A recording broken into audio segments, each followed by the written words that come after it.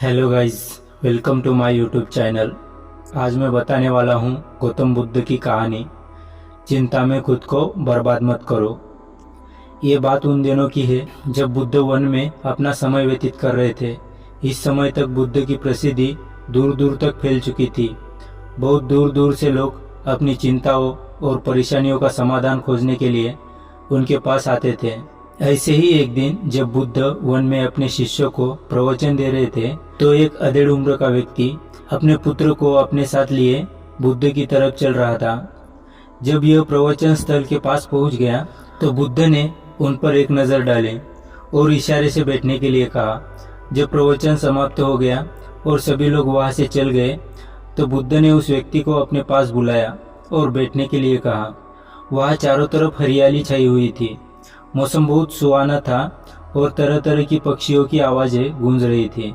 ऐसा नज़ारा देखकर उस व्यक्ति को अंदर से असीम शांति महसूस हो रही थी। इसके बाद बुद्ध ने उस व्यक्ति से आने का कारण पूछा तो इस पर व्यक्ति ने कहा, हे तथागत, मैं 2 दिन की लंबी यात्रा करके अपने पुत्र को आपसे मिलवाने लाया हूँ।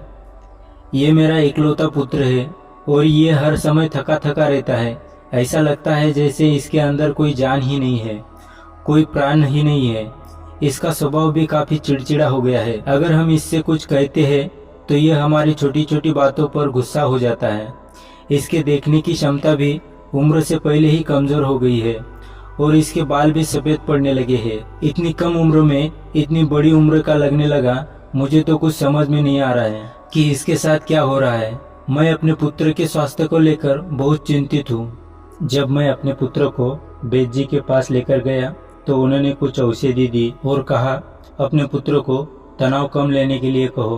वो अपने दिमाग में बहुत अधिक तनाव लेता है, इसलिए उसकी हालत ऐसी हो गई है। लेकिन मुझे उनके बहुत समझाने के बाद भी तनाव का मतलब समझ नहीं आया। मुझे नहीं पता कि तनाव होता क्या है, यह किन कारणों से आता है और उसे कैसे अपने पुत्र के दिमाग से निकालो। लेकिन मुझे सबसे पहले तो ये समझना है कि तनाव होता क्या है। इसलिए तथागत, मैं आपके पास आया हूँ। कृपया आप मेरी समस्या का समाधान कीजिए। यह सुन बुद्ध उसके पुत्र को बड़े ध्यान से देखते हैं, उसके चेहरे को देखते हैं, उसकी आंखों को देखते हैं और फिर उसके हाथों की नब्ज को भी देखते हैं। यह सारी विधि करने के पश्चात बुद्ध उस व्यक्ति से कहते हैं, तनाव लेना तो कोई नहीं चाहता, लेकिन फिर भी यह तनाव लोगों के दिमाग को दीमक की तरह पकड़ लेता है और व्यक्ति जान भी नहीं पाता कि वह तनाव में जी रहा है। लेकिन अगर व्यक्ति तनाव के कारणों को अच्छे से समझ लेता है और तनाव के बारे में कोई ऐसा पैमाना बना लेता है जिससे वो जान सके कि वह कितने तनाव में है, तो वह इस समस्या का समाधान भी खोज सकता है। सबसे पहले तो तुम ये समझो कि तनाव होता क्या है। जब भी कोई व्यक्ति कोई काम कर रहा होता है लेकिन उसका मन कहीं दूर भटक रहा होता है, कल्पनाओं में होता है, तो उसके शरीर और मन के बीच एक दूरी पैदा हो जाती है। यह दूरी जितनी अधिक होती है, व्यक्ति उतने ही ज्यादा बेहोशी की अवस्था में होता है और शरीर व मन के बीच की इसी दूरी, इसी खिंचाव को तनाव कहा जाता है। आखिर कोई पसंदीदा खेल खेलने के बाद व्यक्ति चुस्ती और प्रसन्नता से क्यों भर जाता है, जबकि उसने तो अपने शरीर को थकाया है। लेकिन समझने वाली बात यह है कि खेलते समय मन और शरीर एक साथ पूरी तरह से उस खेल में केंद्रित होते हैं, जिससे शरीर और मन के बीच दूरी पैदा नहीं होती और कोई तनाव पैदा नहीं होता। और अगर दिमाग में कोई तनाव था भी तो वो भी दूर हो जाता है। लेकिन इसके विपरीत जब हम कोई ऐसा काम करते हैं जो हमें पसंद नहीं है, तो हमारा शरीर तो उस काम को कर रहा होता है, लेकिन हमारा मन कहीं दूर कल्पनाओं में भटक रहा होता है, जिससे शरीर और मन के बीच एक दूरी पैदा हो गई और तनाव में जन्म लिया। इसलिए व्यक्ति को एक समय पर सिर्फ एक ही काम करना चाहिए और अपने तन और मन की सारी शक्ति उसी काम पर लगा देनी चाहिए, जिससे व्यक्ति के अंदर तनाव पैदा ना हो। इसके बाद बुद्ध ने कहा, तनाव पैदा होने के मुख्य 8 कारण होते हैं और जिसने इन कारणों को समझ लिया वो जीवन भर तनाव मुक्त रह सकता है। मुख्य कारणों में से सबसे पहला कारण है अति महत्वाकांक्षी होना। महत्वाकांक्षी होना अच्छी बात है, लेकिन क्या कभी आपने इस बात पर ध्यान दिया है कि इंसान के लक्ष्य कभी पूरे ही नहीं होते। उसका एक लक्ष्य पूरा हुआ नहीं कि वह दूसरी की तरफ भागने लगता है, दूसरा पूरा हुआ तो वो तीसरे की तरफ भागने लगता है और इस तरीके से वो अपने लक्ष्य को पाने के लिए जिंदगी भर गोल गोल घूमता रहता है। इसलिए जो व्यक्ति अति महत्वाकांक्षी होता है, जिसने बड़े बड़े लक्ष्य बनाए होते हैं, वह वर्तमान में कभी नहीं रह पाता। उसका मन सदैव भविष्य की योजनाएं बनाने में ही व्यस्त रहता है। उसका शरीर तो वर्तमान में रहता है, लेकिन उसका मन भविष्य में ही रहता है, जिससे मन और शरीर के बीच दूरी पैदा हो जाती है और यह तनाव भरी जिंदगी जीने लगता है। बुद्ध के मुंह से यह बात सुनकर उस लड़के ने कहा, बुद्ध, तो फिर इसका मतलब है कि हमें लक्ष्य नहीं बनाना चाहिए, क्योंकि लक्ष्य बनाना भी महत्वाकांक्षा ही है। इस पर बुद्ध ने कहा, जीवन में लक्ष्य बनाना कोई गलत बात नहीं, लेकिन समस्या तब उत्पन्न होती है जब वो अपना पूरा ध्यान उस लक्ष्य से मिलने वाले परिणाम पर ही लगा देते हैं और उसके परिणाम की चिंता करते हैं। व्यक्ति को वर्तमान में जीना आना चाहिए। आप लक्ष्य बनाइए और उस लक्ष्य की प्राप्ति के लिए कड़ी मेहनत करिए, लेकिन साथ ही साथ आपको इस बात का भी ज्ञान होना चाहिए कि आप अभी वर्तमान में जी रहे हैं और वर्तमान ही सत्य है। बुद्ध ने आगे कहा, तनाव का दूसरा सबसे बड़ा कारण है ईर्ष्या। जब व्यक्ति ईर्ष्या और जलन से भर जाता है तो उसका मन अंदर से सड़ने लगता है। ईर्ष्या एक आंतरिक घाव है। आंतरिक घाव यानी मन का घाव। व्यक्ति के शरीर का घाव तो भर सकता है, लेकिन मन का घाव कभी नहीं भर सकता। इसलिए व्यक्ति को दूसरे की खुशी और तरक्की से कभी ईर्ष्या नहीं करनी चाहिए, क्योंकि ईर्ष्या तनाव का कारण है। इसके बाद बुद्ध ने तनाव का अगला कारण बताते हुए कहा कि आरुषिपूर्ण काम करने से भी मन में तनाव पैदा होता है। जो काम करना हमें पसंद नहीं है, जिस काम में हमारी रुचि नहीं है, उस काम में हमारा मन लग ही नहीं सकता। हमारा शरीर तो वही बैठा रहेगा, लेकिन हमारा मन कल्पनाओं की उड़ान भरेगा, जिससे शरीर और मन के बीच दूरी पैदा हो जाती है और व्यक्ति तनावग्रस्त हो जाता है। इसलिए इंसान को हमेशा अपनी रुचि के अनुसार कार्य करने चाहिए। अगर व्यक्ति ने ये पता कर लिया कि उसे कौन सा काम करना पसंद है और वो उसी काम को अपने जीवन का लक्ष्य बना लेता है, तो फिर वो काम उसके लिए काम नहीं बल्कि खेल बन जाता है। तनाव का चौथा कारण होता है किसी दूसरे से इच्छा रखना। बुद्ध ने उस व्यक्ति की ओर इशारा करते हुए कहा, एक पिता होने के नाते तुम्हारी अपने पुत्र से बहुत सी अपेक्षाएं होंगी। तुम्हारा पुत्र एक बहुत ही कामयाब इंसान बने, तुम्हारा नाम रोशन करे, जैसा तुम चाहते हो उस तरह का जीवन जिए, तुम्हारी हर बात माने। लेकिन क्या आज तक कभी किसी की सारी अपेक्षाएं पूरी हुई है?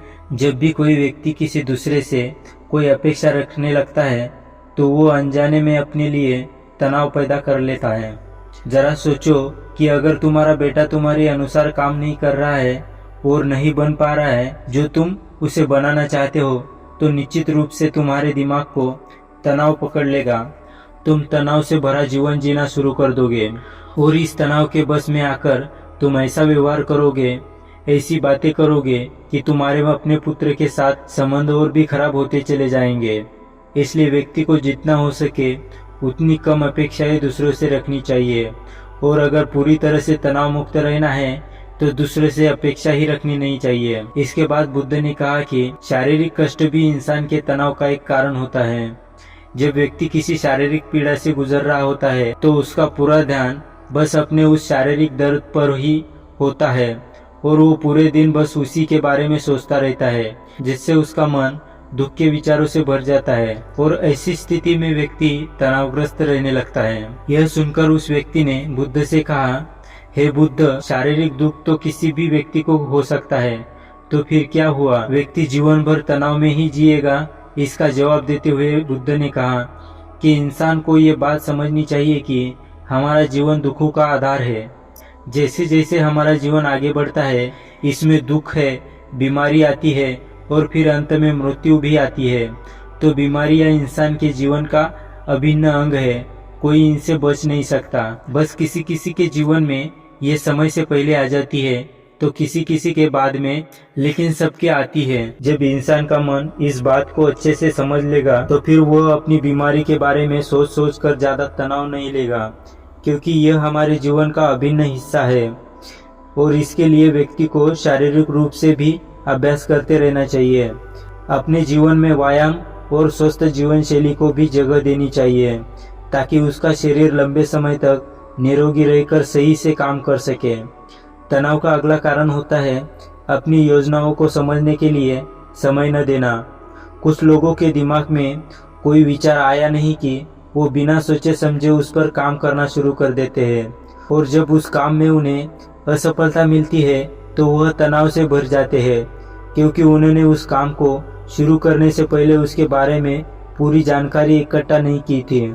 इंसान को कोई भी काम शुरू करने से पहले उसके अच्छे व बुरे परिणामों के बारे में ठीक से सोच विचार कर लेना चाहिए। इंसान को इस बारे में भी सोच लेना चाहिए कि अगर ये योजनाएं सफल नहीं हुई तो फिर इसके बाद मैं क्या करूँगा। इसलिए व्यक्ति को अपनी योजनाओं को ठीक से समझने के लिए पूरा समय देना चाहिए, ताकि बाद में उस योजना की वजह से तनाव पैदा ना हो। तनाव का 7वां सबसे बड़ा कारण होता है टाल मटोल करना, आज के काम को कल पर टालना। आप लोगों ने यह कहावत तो सुनी होगी कि आलस इंसान के शरीर का सबसे बड़ा शत्रु है। इंसान आलस की वजह से आज के काम को कल के लिए टाल देता है और फिर काम को टालना उसकी आदत बन जाती है। काम को कल पर टालने वाले व्यक्ति का काम कभी भी समय पर पूरा नहीं होता है, और अगर किसी तरह से पूरा भी हो जाता है तो वह उतना अच्छा नहीं हो पाता जितना अच्छा उसे किया जा सकता था, और फिर यह बात व्यक्ति के अंदर तनाव पैदा करती है। लेकिन काम को टालना या काम को एकदम अंत समय पर करना एक आदत है, इसलिए व्यक्ति ना चाहते हुए भी बार बार अपनी इस आदत का शिकार बन जाता है और काम को टालता रहता है, और फिर काम की समय की सीमा पास आ जाती है तो वह तनाव से भरकर काम को पूरा करने का प्रयास करता है। इसलिए तनाव मुक्त रहने के लिए व्यक्ति को काम को टालने की आदत छोड़नी पड़ेगी, और यह तभी संभव है जब व्यक्ति काम को समय से पहले खत्म करने का निश्चय करे। सबसे आखिरी और सबसे प्रमुख कारण जो तनाव का होता है वो है ज्यादा सोचना। लगातार सोचते रहना भी एक बीमारी है, और यह उस व्यक्ति में सबसे ज्यादा पाई जाती है जो कपोल कल्पनाएं करता है, जो अतीत की घटनाओं और भविष्य की बातों के बारे में सोचता रहता है, जो बेवजह की अनुमान लगाता रहता है। इसलिए व्यक्ति को ज्यादा सोचने की आदत पर लगाम लगाना चाहिए। इसके लिए जितना हो सके खुद को काम में व्यस्त रखना चाहिए, और हर दिन ध्यान का अभ्यास करने का अपने जीवन का हिस्सा बना लेना चाहिए। बुद्ध के मुंह से यह सारी बात सुनकर उस व्यक्ति ने हाथ जोड़कर कहा, बुद्ध, मेरा पुत्र तो अभी मात्र 20 वर्ष का ही है, और इसमें अभी इतनी समझ भी नहीं है कि यह आपकी बताई सारी बातों का एक साथ पालन कर सके।